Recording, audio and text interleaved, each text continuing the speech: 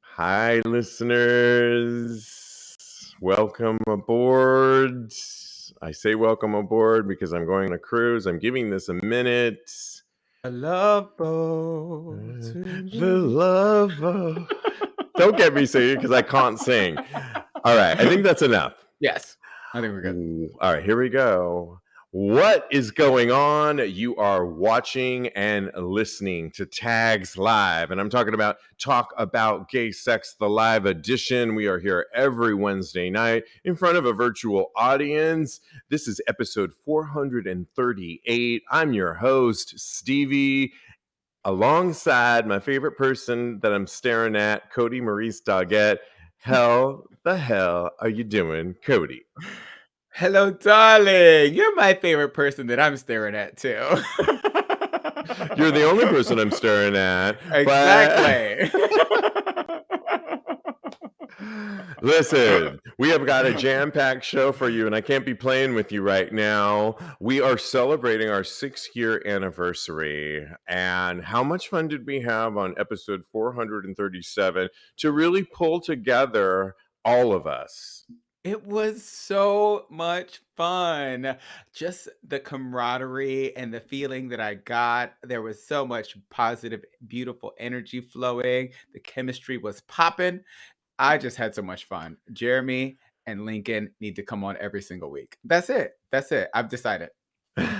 It would be great, but you really do hold down the fort, Kodi. Oh, thank you, babe. And it was really great. And we are celebrating our 6-year anniversary. 6 years of podcasting. No short feat, y'all.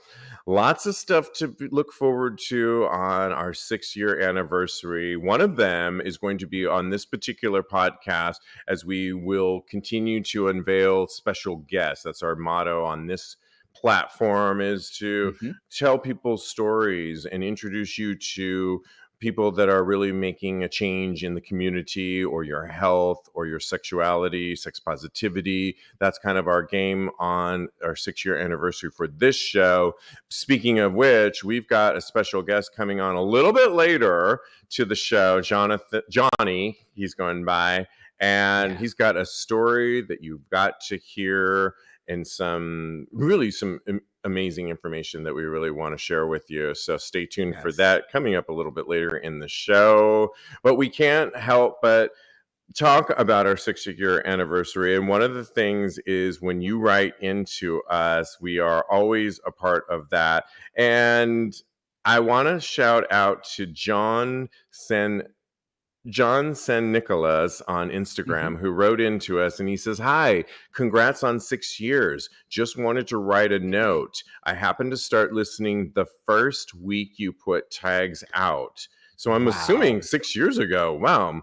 That's amazing. I appreciate the insight and conversation so much, you guys. I got my husband Patreon. Thank you so much for his birthday, and your pod has given us so much to talk about. Cheers to more success. Well, John, so cute. Thank you so much, and thank you for being a loyal listener for all of this time. We really did have a fun time, all of us coming together, which I think is really special because, I think each and every one of us have a unique perspective on this show about our sexuality. Each and every one of us have seen our sexuality, no matter when you came in, whether you came in or Lincoln came in midway through. Your sexuality, your life has changed in the midst of this 6-year period. And you guys add so much. I was thinking of it right before we went live, Kodi, though, and thinking about our special guest that's going to come on, that you are the fan favorite. So I watch a lot of, which I love. And that's a great... Oh, you're making me blush. You're Miss Congeniality and a fan. Thank you. You're the fan favorite. I mean, I think, not to disrespect myself or any of the other co-hosts, I think we all have something that we offer on the show. But I was thinking about it. You're kind of fan favorite in many ways, and I love that. Yeah, absolutely. I'll take Miss Congeniality. I don't know about fan favorite because I feel like we all have people that love us and adore, like love to hear our perspectives and things of that nature. So I don't know if I can take fan favorite to as my title. I think we're all fan favorites in our own way. So I share the title with everybody, but Miss Oh, Congeniality for sure because I'm the nice one. you're definitely the nice one. We have so much to get through, though. And, we talked so much. We were talking about it on episode 437 about how to in New York City and even in London and other parts of the country, our people are getting robbed, and they're often using facial recognition to steal funds out of your phone. I couldn't help but talk about this man in San Francisco, my old stomping ground, that was robbed, beaten beyond recognition in San Francisco in an assault outside of the popular San Francisco leather bar known as Powerhouse on Sunday morning. He had severe internal and external injuries, and he suffered a heart attack. And that's also because when he was being beaten up, he also had high cholesterol. And so he had a heart attack on top of it. He's doing okay. He will recover, thank goodness. He shared some photos that I'll post on TAGSPodcast.com saying that he was really banged up. I know you Mhm. saw the photos as Yeah. well of kind of the before and after of what he looked like. The victim was unable to provide details regarding what led to his injuries, but police officials told the outlet that they responded outside of the bar of somebody that just essentially, it was a hate crime, right, Yeah. Kodi? Yeah. That's nothing. There's nothing else to call it but a hate crime. And it struck me because somebody wrote that set up a GoFundMe because he lost his front tooth Hmm. as well as all the injuries. He is a self-employed person like I am, much like you are, Kodi. We know what Yes. that's like when you have to pay for your own insurance, when you have, it's not easy. He has a sizable, I'm sure, medical bills on his way. There's a GoFundMe that I want to put up on tagspodcast.com so that you can, if you have a little extra, maybe consider helping him out. His name is Miles. He is a leader in the San Francisco Bay Area community, and he's been doing a lot of work in the community Yeah. for him, representing San Francisco. Hmm. And he needs a little help right now. And so I will post this on tagspodcast.com. I don't know, Kodi, did you want to add to this Yeah, on what? just so I'm glad you're talking about this. It's, we have to be, we keep saying we have to be safe out there, but sometimes you can't really tell how to be the safest possible. Anybody can get gay bash because that's what this is basically is. There's no ifs, ands, or buts around it.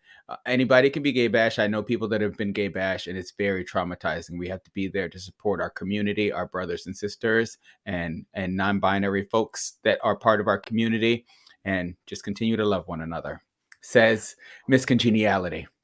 Oh, I love it. And I know I said his name is Miles. His name is Barry Miles, Ah, just to clarify that. I will post this on tagspodcast.com if you feel like you want to support him. That would be a good thing. Okay. Well, I've mentioned that I'm going on an upcoming gay cruise for Vakaya Cruise Line starting this Sunday. I'm very excited about it. There is a current one by Atlantis that is currently a sale in the Caribbean as well. mm-hmm. And there are Atlantis, as you may or may not know, was the premier cruise line for gay cruise travel. And if you know anything about how they work, these gay companies charter these cruise lines and they work with major cruise lines. So the one I'm going on is with Celebrity Cruise Line. The one that's Okay. currently afloat is Royal, I think Royal Caribbean. Yes, Royal Caribbean, Harmony Okay. of the Seas.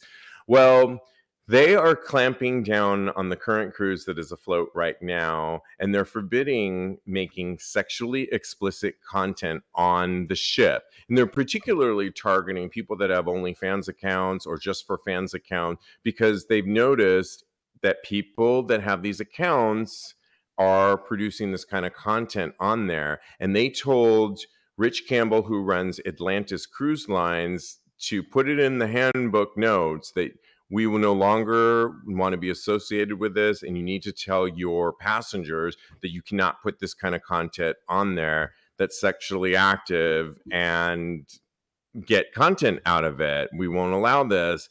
The CEO and founder, Rich Campbell, told BuzzFeed the new policy was created at the request of the contracted cruise lines who didn't want their brands connected with the sexually explicit content. So he, as a businessman who runs Atlantis Cruise, essentially is saying, this was, if we're going to do this cruise, this is what they're telling me that's a deal breaker for future cruises. So this is in the contract. You need to tell your customers, your clients, that we will not have this happen anymore. You know, at first, Kodi, when I Mhm. thought of this, not that I was going to show a video of myself getting pounded on the balcony next week on We my could sell it. We cruise. could sell it. If you wanna do that, let let me But know, okay? let me just tell you a little background. So the cruise I'm going on has a upper deck that's a basketball court that they turn into a red light district after a Mhm. certain time of the day. All of the parties are half naked as it is. Then they go into another part of the cruise where they encourage you take off more clothes, and those parties go into the wee hours of the morning where you know sex is going to be happening. There is no shortage of promotion of sex, encouragement of sex happening on these cruises. All they're saying is you can't do these types of things. I'm kind of here for it, even though I feel kind of it would be a great content for OnlyFans creators. It's just, sorry, no. Okay. I hear your no, and I counter you. Yes, yes. I need I need this type of content. I just jacked off to a cruise video the other night. It was on the balcony. It was beautiful, and can I say who? It was Austin Avery. It was fantastic, and I need this type of content out there to it's just beautiful, and I think it's amazing. I love a great cruise pounding as long as all parties are consenting to be videotaped. I don't see a problem with it. If I spent $10,000 on a cruise, there's no way you would be able to tell me that I would not be filming. I think that this is just another way to recoup that money. And I think just like Airbnbs, you have to expect this type of fraternization to be going down on the cruise. So I don't understand why they think that it's going to tarnish their brand if gay people are filmed having sex on their boat. I don't know if it's just gay people or if it's straight people. I have to do a little bit of research. I have to build up my stamina in order to go watch some straight porn and see if they're actually filming on the cruise as well. Because I haven't watched straight porn in years. Well, let me just read you what they wrote Okay. to their guests. They wrote, any guest who posts or publishes an explicit and publicly visible photo or video will be asked to leave the ship with no refund. This also applies to any private media posts, whether or behind a paywall, that identify or could identify either Atlantis, our vendor, brands, their properties, or any other guests with or without permission. So essentially, you are signing a contract when you are signing and agreeing to a contract when you do this. So Mhm. you can do whatever you want, I think is the name of the game. But if you get caught, you they have every right as a business to ask you to leave. Okay. And it's just one of those things that, it's one of those things where a lot of people, celebrities, throw parties these days. And I used to throw this party here, and everyone asked me, why don't I throw this party anymore? I did a masquerade ball. It was called XXXmas Party. Mhm. And I didn't ask for everyone's cell phone, but I probably, if I ever did another party, I probably wouldn't, but I could have, because I did have certain sex positive acts happening at my Mhm. XXXmas party that I may or may not have wanted to get out there. I think there is a level where you want people to feel sex positive, you want people to feel comfortable. These cruise lines are doing everything to make it so sex positive and freeing Mhm. and have the best experience, post everywhere, but there's a cutoff point that they are Mhm. putting their foot down. I'm not mad at it. I know it probably sucks for some of these content creators, but listen, not gonna. I mean, if you get caught, these are the consequences. I They're am kicking not you mad off in at. the port. I They're can't kick. imagine. Yeah, no, they will. I've seen for other things like drugs, they've kicked people off Oh. and they are not afraid to do that. So you know what? I'm not mad at it. I think what goes on in Vegas stays in Vegas. What goes on the cruise should stay on the cruise. And they don't want, the brand is really doing a good job of incorporating, hey, we're making all these opportunities for you to have a sex positive experience, Mhm. but you cannot use, do not film it and make it part of your brand. It's not that hard of a concept to understand, and I'm here for it. You still want to push back, I can tell by your Yeah, because pursed I lips. don't think that they're Sunny also has pursed lips when she's on the show too, on The View. Just one more thing we have in common. Yeah, I do think that I don't really think that they're looking out for the people on the cruise because I that was an important part of my statement was that as long as every all the parties are knowing that they're being filmed and they consent to actually being that being disseminated, I think that it's okay. But I think they're looking out for their brand. They don't want to be associated with gay sex, and that to me seems a little bit Mm. homophobic, a Oh, little tricky, a little bit, yeah. not just gay sex, but full on porn, naked. What brand does Dunkin' Donuts want to be associated with sex in general? No. I mean, it's just full on sex on the Royal Caribbean. I'm just making this up. Royal Yeah. Caribbean cruise, or the one that I'm going on. Any type of sex. It's just, I think the brand is doing a really good job of working with our community to have these cruise lines. Okay, it's money. I get it. But they are $10,000. really pushing and letting us have these experiences on this cruise. All they're saying is you cannot post about this kind of thing and think that you're going to get away with it. It's just not cool. I'm okay with it. I think you have to put your foot down. Listen, for this show in particular, Mhm. for smaller, we're not having sex on this show, and I was we gonna say, get we don't worry. get I mean, don't get me started on the little things what we can't get in terms of advertisement, in terms of Yeah, Patreon I to know. support the show. We can't even get little things based on little things that we're saying on this show. So now you make it amplified with a large company. And I'm sorry, if we're getting it on our end, on our small podcast level, then I am okay with a large company like that putting their foot down too, because it's a trickle down economic moment. And I am I here for it. I see your point. I do not agree because again, I'm looking at it like an Airbnb. If you go and you spend your money at an Airbnb, nobody's going to tell me that I'm not going to have sex. If I wanted to record it, I'm going to record it. And if I want to use it for my OnlyFans, then that is my personal decision because I paid for this space.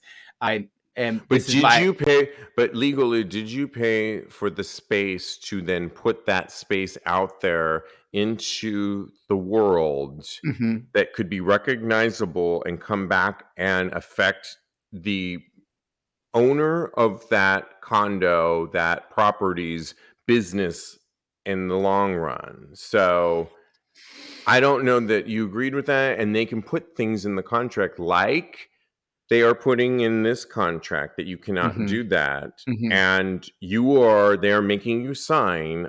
I guarantee Yeah. you, when you come on as a guest, they are making you sign that. And if you agree to that, you're agreeing to the contract that says you Yeah. will not do that. If you don't do that, I watch a lot of Judge Judy, and Clearly, I can see. The contract is I within the love four it. corners of this. You signed this piece of paper. Don't bang on the table. Just saying, don't get me all Judge Judy. And you know what? It's It's I have time one to more move point. on. You got one more second to say your point. I forgot it. Let's just bring Johnny up. Yes, and you know how to do it. It's our I do. I got it. special guest, which I'm very excited. Hello, hello, hello. Hello, hello. We want to really welcome our special guest this week, Johnny, looking all shower, squeaky clean and fresh Hi, for our gorgeous. Got me show. one. Okay, good. Who has a story to tell? But before we get into your story, I have to say we were talking offline a minute ago, and our episode on episode 437, our 6-year anniversary, we were talking. Somehow dodgeball came up, and can you just tell us what you told us offline? So it's funny that you guys, I guess I should say Kodi, does dodgeball. I got super, super excited because we actually have dodgeball.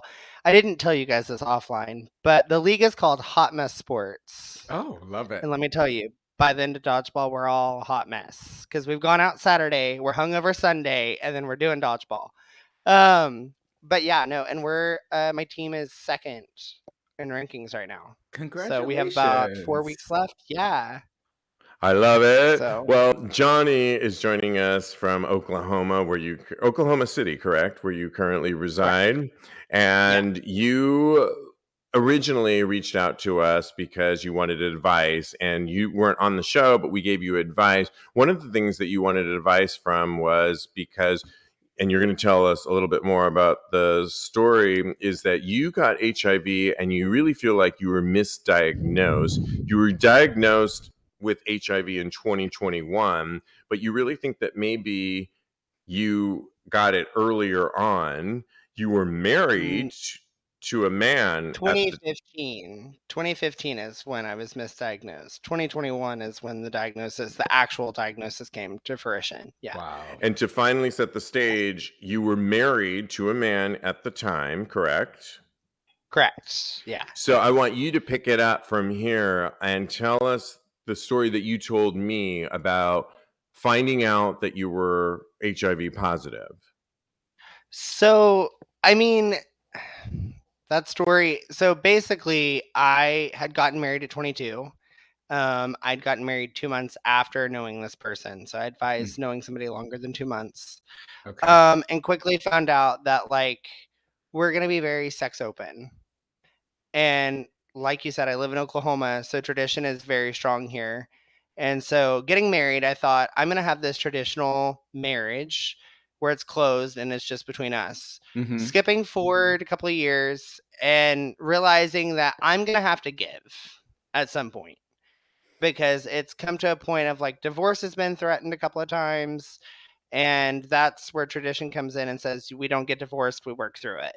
In an ideal world, you would work through it.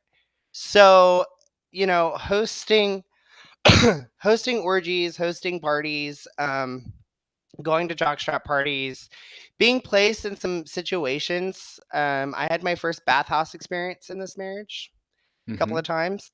The first time I was scared.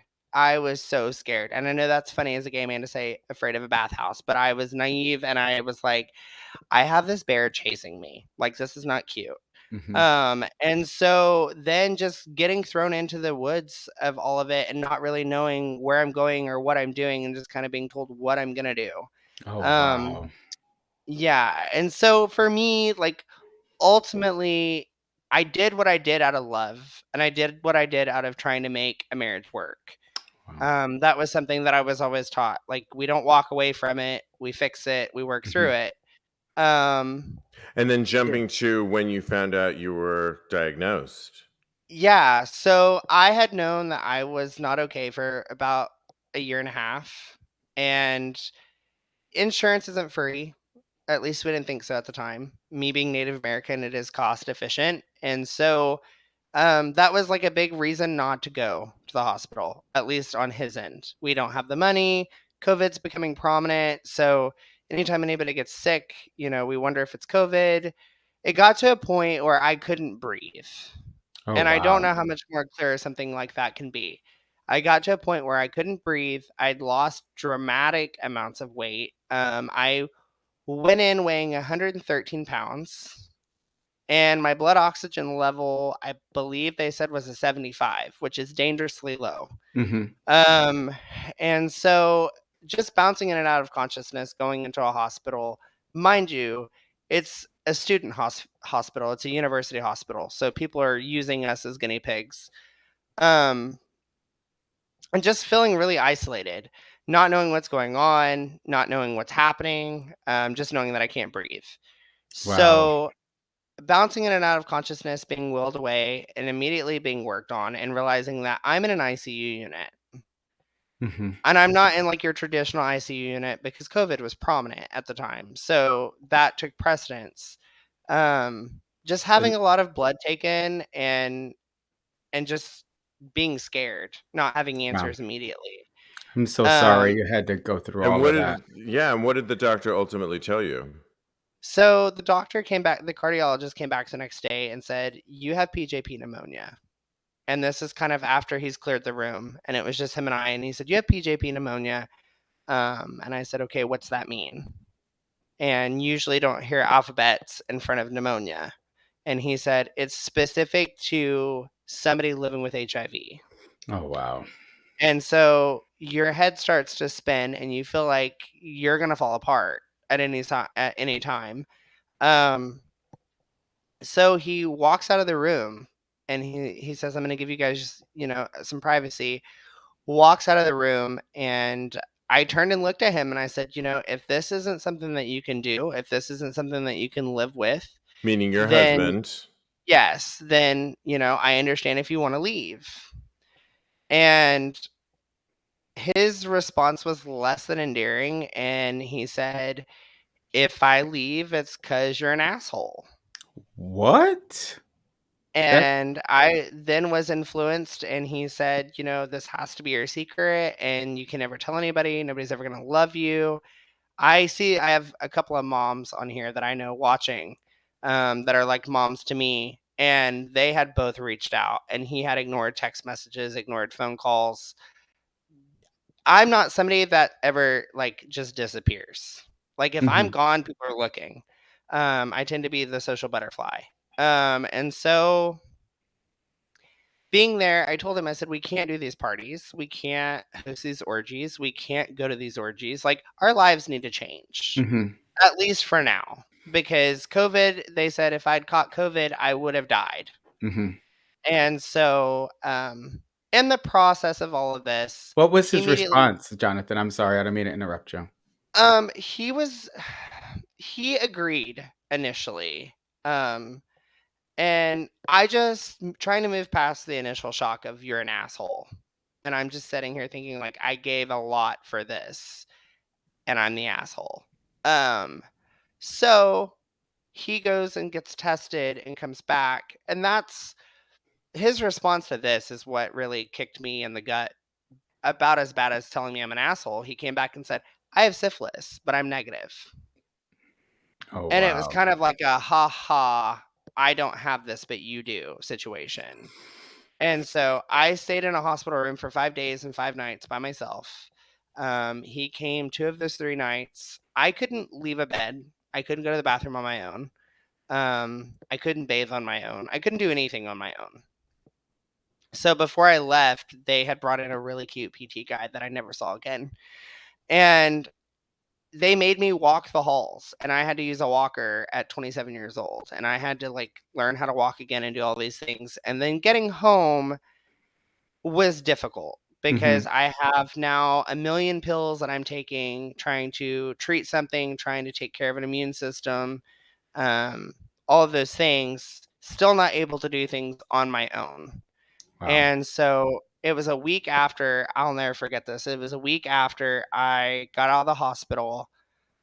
He had taken on an office job, Mhm. and he had called me and said, "I'm not going to be home after work. I'm going to an orgy. I'll see Oh, you in about 4 hours." Wow. 4 hours at the orgy. Wait a minute now. Right. So, and it started to really dig, and I got on the phone with my sister, and I bawled my Mhm. eyes out, and I was like, I'm just never gonna be enough. I'm just never Aw. going to be enough. And the thing that I would say is important for people living with it and not living with it is it's important to know numbers. I know that math is not everybody's strong suit, but it's Mhm. basic. You have two numbers that matter, and I'm only bringing this up because it will kind of give you an idea of the state I was in. Um, a CD4 count is basically the amount of cells, white blood cells, fighting anything in your body. So your average adult human has 360 plus CD4 count. I had a CD4 count of 8. Wow. So to put that in perspective, that's like that of a toddler, like a newborn that just comes in. A viral load, pretty self-explanatory. It's the amount of HIV antibodies in your cells. I had over 1 million.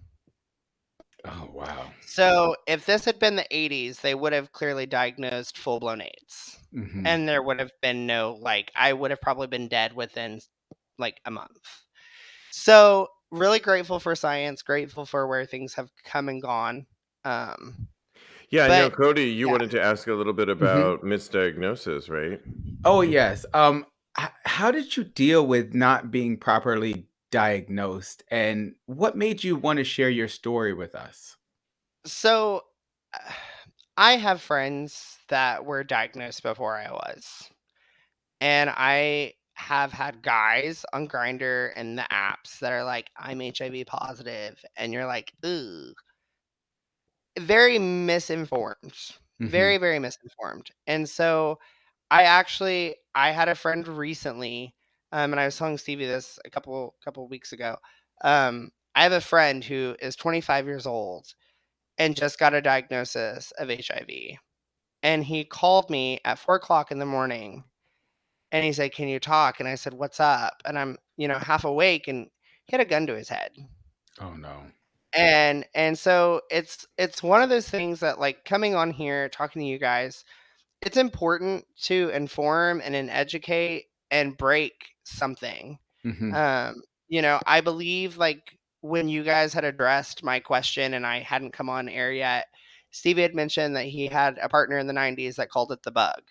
Mm-hmm. Well, I Mhm. wish that I could just refer to it as the bug and kind of go on. Um, you can't. And it doesn't really help with the apps and the language and the way that it's addressed Mhm. per se. Um, but going back to the question of, like, what I wanted to do with the initial, like, misdiagnosis, I literally went to a friend's house, fell apart. She lived on the fifth story an apartment building, and I'd went outside to smoke a cigarette, and she caught me on the other side of the railing. And just as I was about to let go, she caught me. Oh, Wow. So wow. I feel like it's important to, like, have your tight knit group. You're gonna lose people over it. That's what I have learned. You're gonna lose people, but do you really want them? Is the thing. And I Yeah. I mean, I can kind of contribute that as something that you guys had given me, a while back when we initially talked about this, and you guys had said, do you really want those people in your life? There's a tendency to want to be popular, I feel like. And so Mhm. it really hurts when it's friends of, 10 plus years or 5 plus years that suddenly aren't friends anymore. And it's really just not hard to go and get educated. And it's really important to know your numbers and know your status. Yeah, I mean, I think one of the things you shared with me when we had a pre-call is that there's a lot of misconceptions. You are now undetectable, correct, and Mhm. Correct. untransmittable. You Yeah. equals you. It took a minute to get to that point, but even you hear us talk about on the show, on the apps, that there's still misconceptions about that when you go, say, on Grinder or some of the apps on how people are treated. And there's still, tell us a little bit about the fetishization that you were telling me about that you can get even with being HIV positive today. Oh my God. So I feel like, first off, I wanted to seclude myself. So I can't imagine, like, being positive, being detectable, knowing what that feels like, why you would want to do that to somebody else. But there's a whole fetish about it. I've literally like had guys like, "Are you HIV positive?" "Yeah." "Well, I want you to infect me." And it's really concerning as to like, why is this a thing? Like, why is this a thing that like we want this? And part of me feels like it's for attention. Part of me feels like it's for like I want people to feel sorry for me, and I'm really not somebody like I don't like help. And I have friends that like the friend that is turning his life around, the one that had called me, he was extremely upset. And the first thing he did was go and find counseling and deal with that. And I wouldn't say he's living his life in denial, but he's living his life as best as he can with getting that kind of news so quickly. And I'm proud of him for that. And I told him, I said, "I'm proud of you. I love you. I'm here for you. Like I understand it."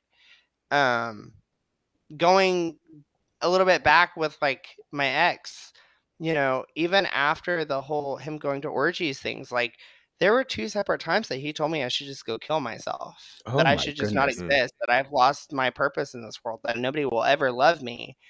In which one, the last time he did that to me, I was at a 4th of July pool party at a gay hotel.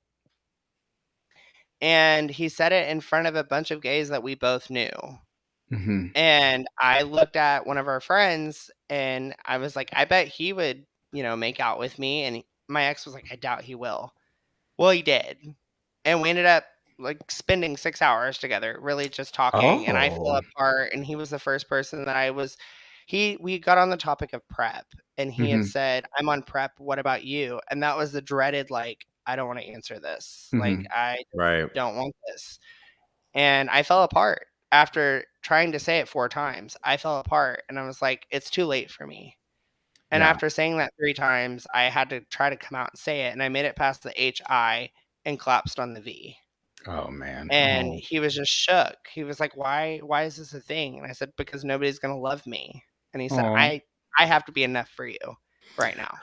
Oh, that's so beautiful. Well, I'm glad you got that kind of support from somebody and that because you really deserve to be supported and loved. And a little birdie told me that you're dating somebody now.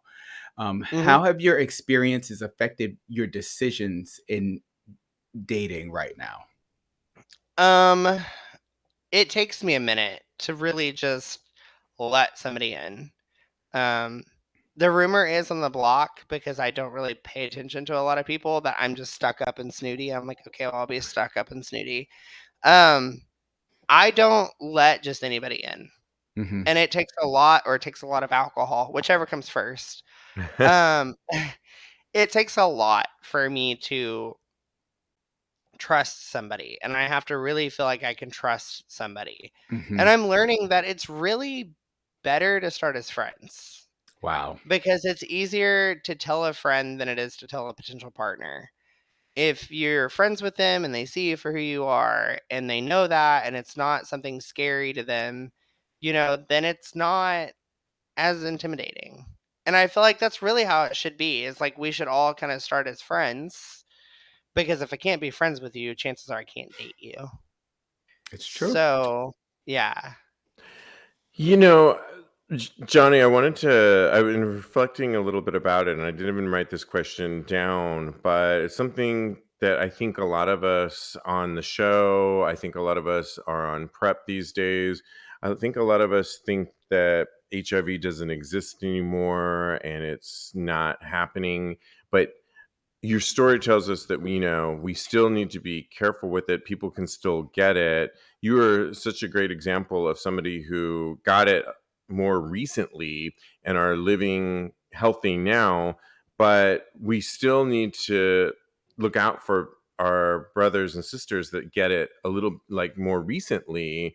And what would be your messaging to people that maybe aren't on prep, that are get it a diagnosis today, because people are still getting diagnosed in 2023 with Mhm. HIV.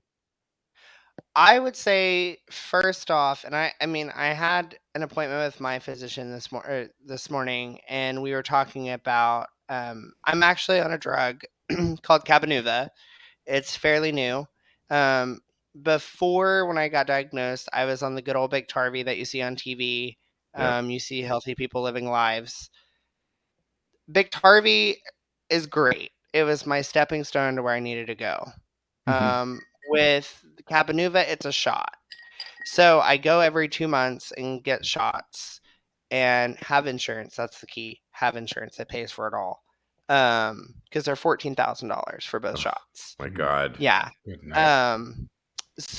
But the thing that I would say is that be understanding. Know your status. Know where you stand. Really know that person. I get it. Hookups are fun. I'm still guilty of that. But I feel like with the people on PrEP, what is it hurting? I've met people that are like, oh, well, since you're undetectable, I don't need to take PrEP. Why do I need that? And it's not really fair to put all the work on one person. Correct.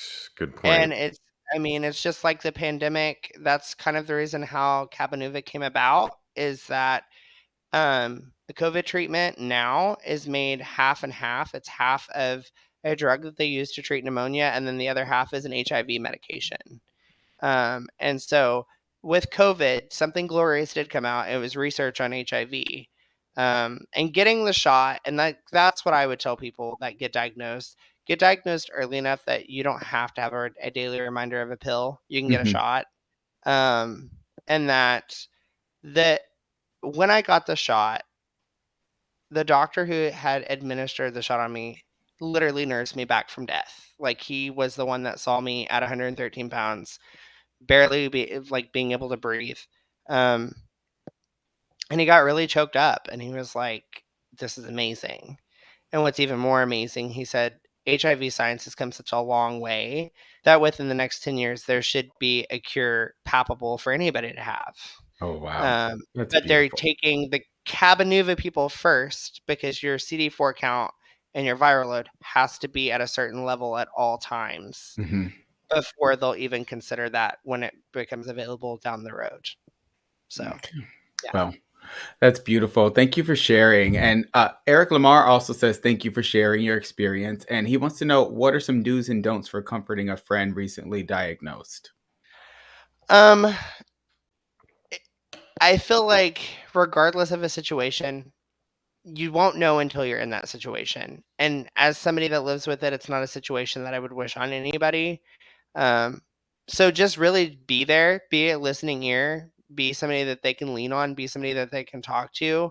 I had a lot of people that are like, oh, I'm so sorry. I understand. You don't understand. And be grateful you don't understand. Because until you're in that situation, you won't really truly grasp it. You can be empathetic, you can be understanding, you can give a lending ear and a helping hand when they need it, because they will need it. And just let it be known that you're there ultimately. Beautiful. I love I love that. that. That's so great. Well, I just want to acknowledge you. I know that it's not easy to be open about this type of thing on any type of platform. And I just want to acknowledge you for how brave you are and how compassionate you are. Thank you so much. Yeah. James Hart, also watching us live tonight, says, thank you for sharing you equals you. It's very important as well. Absolutely. And it sounds like it took a minute for you, Johnny, to get to that point based on a misdiagnosis. Wouldn't you agree with that? But I assume that now you are healthy and doing well. I weigh a solid 170 pounds. Oh, okay. Which, even pre-diagnosis, the most I ever weighed was like 130. So being 29, being so close to 30, I think it's true that metabolism slow down. What a time.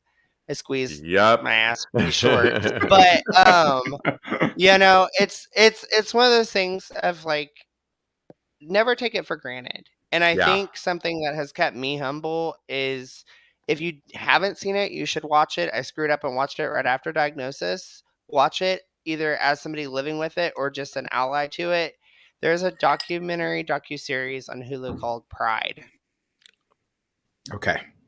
and it follows the decades of gay community. And it got to the 80s and I fell apart, because that's when Yeah. you see this transition. And it really humbled me, because I felt like if we still had that mindset, if science wasn't where it was, I wouldn't be here, ultimately. Well, we are really happy you are here, Johnny. You've been such an inspiration in telling your story, and we really thank you. We want to know if we want to have you back on the show again for sure.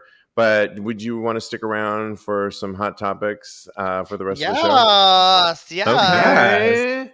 She's down to party. I love it. Since we gave you advice on a past episode, we're hoping that you will give some advice to one of our listeners. And Jake B wrote into us earlier today, and he actually wanted some advice for a total newbie to both anal and oral. That's all he wrote.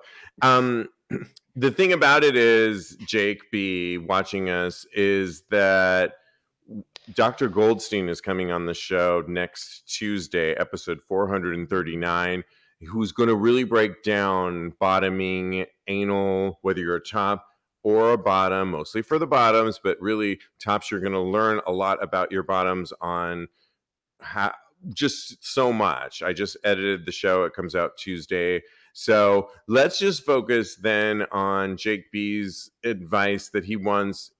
How, because I read his whole thing. He's bisexual and really new to oral. I mean, the most obvious thing that I can say, if I was just thinking at the top of my head, is don't use your teeth. Like, no teeth on your dick when you're giving oral. But Johnny, what would be your advice for a newbie to giving oral? I'm going to build on top of that. Make fun of grandma the entire time. I know that sounds awkward, but like wrap those lips over those teeth. You're right. Nobody wants that. Really know if you have a gag reflex and know if you have a gag reflex, and brushing your teeth does not count. I tell people I don't have a gag reflex, but I'm the worst at like brushing my teeth and they're like, what happened to a gag reflex? I'm like, it's small.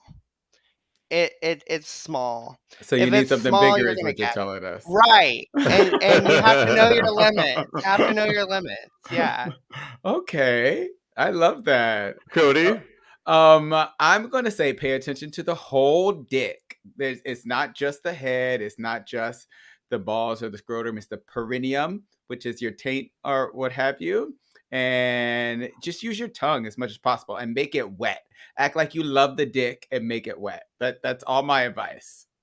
That's really good advice, and I'm just going to piggyback on both of yours, is that it's a dick, it's attached to somebody. Don't forget that it is attached to somebody. Look up at them, eye contact as well. Enjoy the moment. I think sometimes we think it's a blow job, like a work job, and it's not a job. It's pleasure that you're giving to somebody else. And don't be afraid to use verbal cues, look up at the person, work on the head, the area B. There's so many little areas on the penis that have so many receptors on there, and you can really go down on it in various ways, and it's just a lot of fun. Somebody watching us live right now, Eric says, if the guy isn't making, oh my goodness, I just lost that comment. If the guy isn't making comments, then you're not doing it right. Eric Lamar says. Exactly. And Eli, also watching us live, says, as far as anal, take it slow. And if it's painful, stop. Yep. Good. What does Xavier say? Best advice is to believe in yourself. So, and your throat is more accommodating than you think. Oh my gosh, that's great advice. I just want to reference one of my favorite movie scenes ever. Okay. Oh, not a porn movie. No, it's Tiffany Haddish in Girls Trip. Oh, yeah. And she's giving advice to Jada's character, and she said, grapefruit him. And she shows her how to take the grapefruit, and she's just like doing this with it. Just grapefruit him. Know your limits. Because she like Oh, weirdly stuck that grapefruit like right here, and like so it butted up, so it went past the teeth. Oh, okay. You know what? That looked like it burned. I'm not gonna co-sign that one. I'm sorry. Like the juicy. The juicy, but I will the juice. I don't want that in my pee hole. I'm okay as far Oh, as I love it. Moving on, we are giving more advice from a Reddit thread, and I chose Kodi to choose the Reddit that he wanted to read. So, Kodi, which one did you choose? I want to hear Johnny's uh perspective on the I'm 37 and I've reached a point where sex without intimacy is no longer Ooh, attractive. yes. Okay, let's do Yeah. that one. Read it. Okay. Oh, okay. All right. Well, Dating I'll do advice. it if you don't want to. I'll do it if Oh, you okay. want. Go ahead, babe. Okay, yes. So this one, we really want your perspective, Johnny. So it's dating advice. It comes from a Reddit thread from Ask Gay Bros Over 30. Hello, gentlemen. I'm 37, and I've reached a point where sex without intimacy is no longer attractive. A brief history: I used to enjoy hookups and the animalistic nature of anonymous type encounters, but when I fucked up and fell in love, but then I fucked up and fell in love. Was a great few years before it wasn't. After we ended, I tried getting back out into the scene. After several attempts, I've noticed I wasn't into it as before. Something was missing. It was intimacy. I no longer enjoy sex without intimacy. If given the choice between hooking up or jerking off, I'll jerk off. So I asked the question, how should I go about trying to date? Should I just shoot my shot in my profile text and say I'm interested in men who are open to emotional connections and hope for the best? How would you communicate this to other gay men?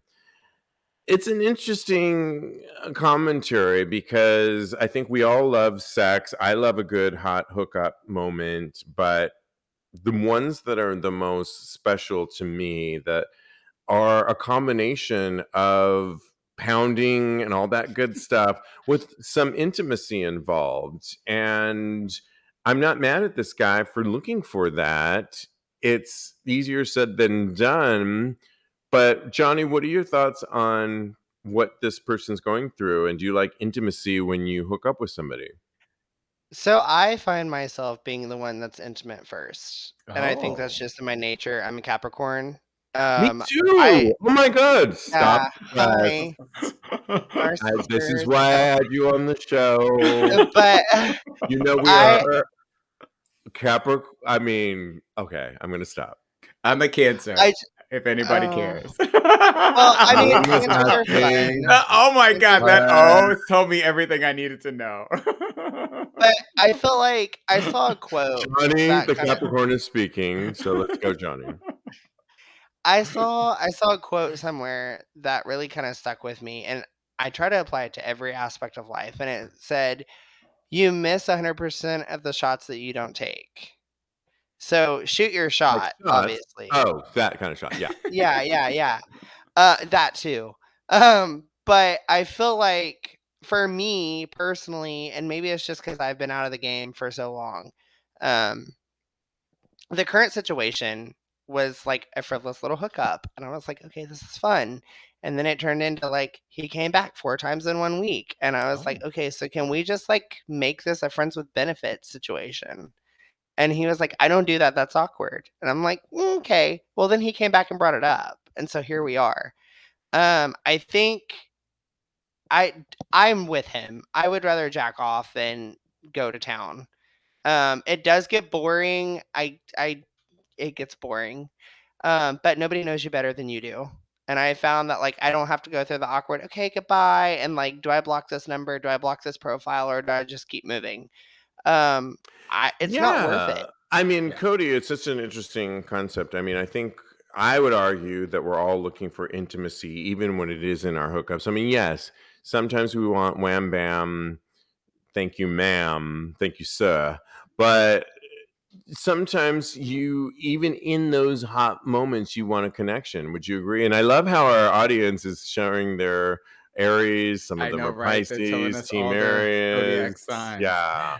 Here's I a feel But like I'm in a Capricorn. Ludacris song. but Capricorn was the original stated sign that or Oh, the was origin it? of it all. It's the Oh, origins was of it it? all. Oh, Yeah, it I'm starts off sorry. the I whole must have been zodiac. confused about that. Yeah. So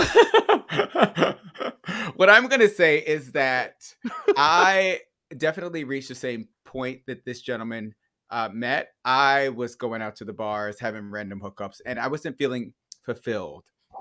So I think that at that point I realized that it does take intimacy and a connection really in order for me to have more satisfying sex. There's always when I'm with my boyfriend now for a little over 2 years, and the sex is so much better because we have a connection and because we love each other so much. So I feel like because of that, it really amplifies things. So I feel like that was what I was missing, and I feel like that's what this guy is missing as well. So I do agree that it's better.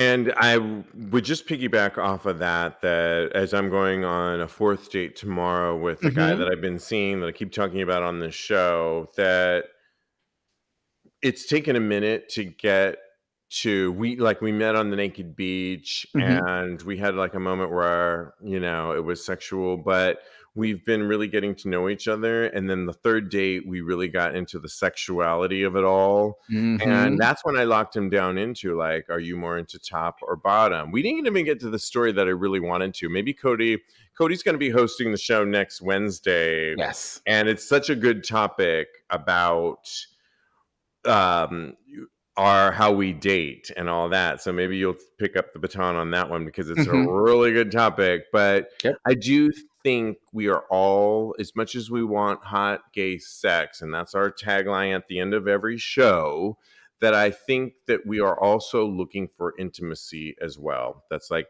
a part of our makeup. I'm just going to put it out there. I do think that we are all looking for that. Not always. There's moments when you just want to get pounded, but I think we are all looking for that. Did you want to add one thing, Johnny, before we move on?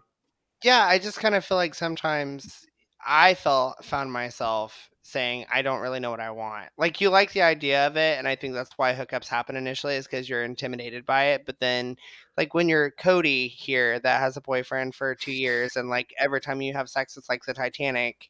It's just explosive.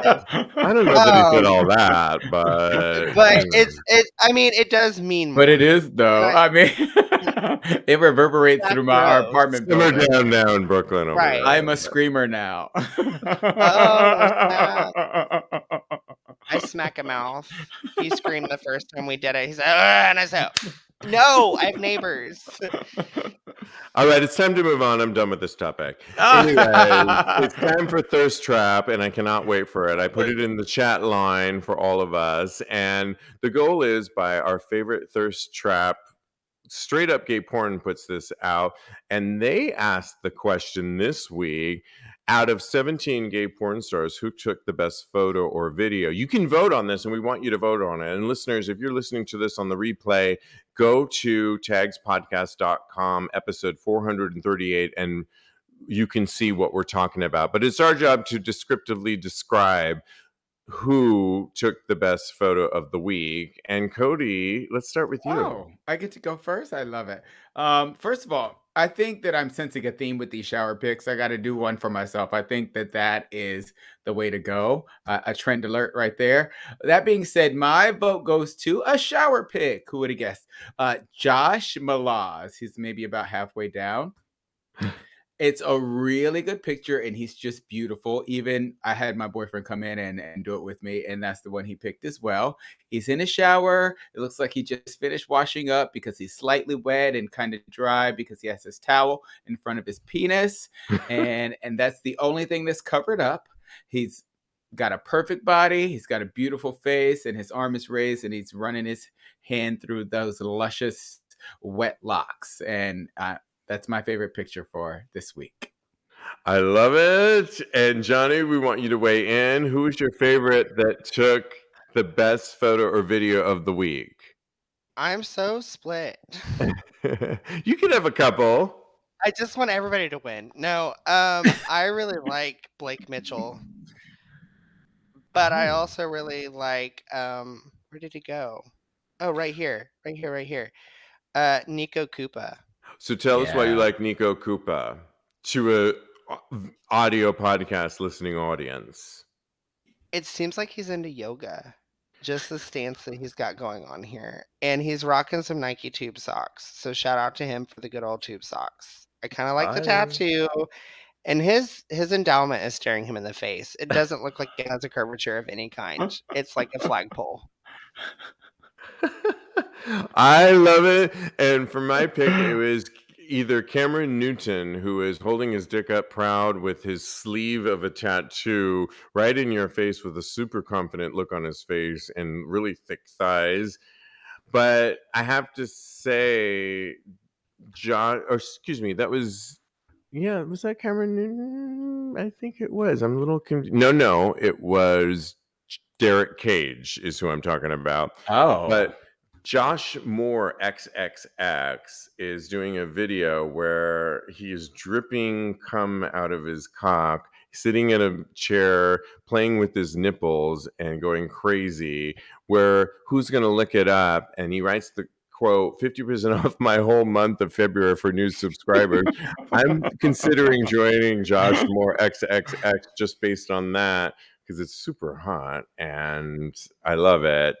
So we are live, and Xavier says Dom King got his fancy. Eric Lamar says the hand tats are hot, I guess referring to how I was. Theo Brady is who he's voting for. The hand tats are hot.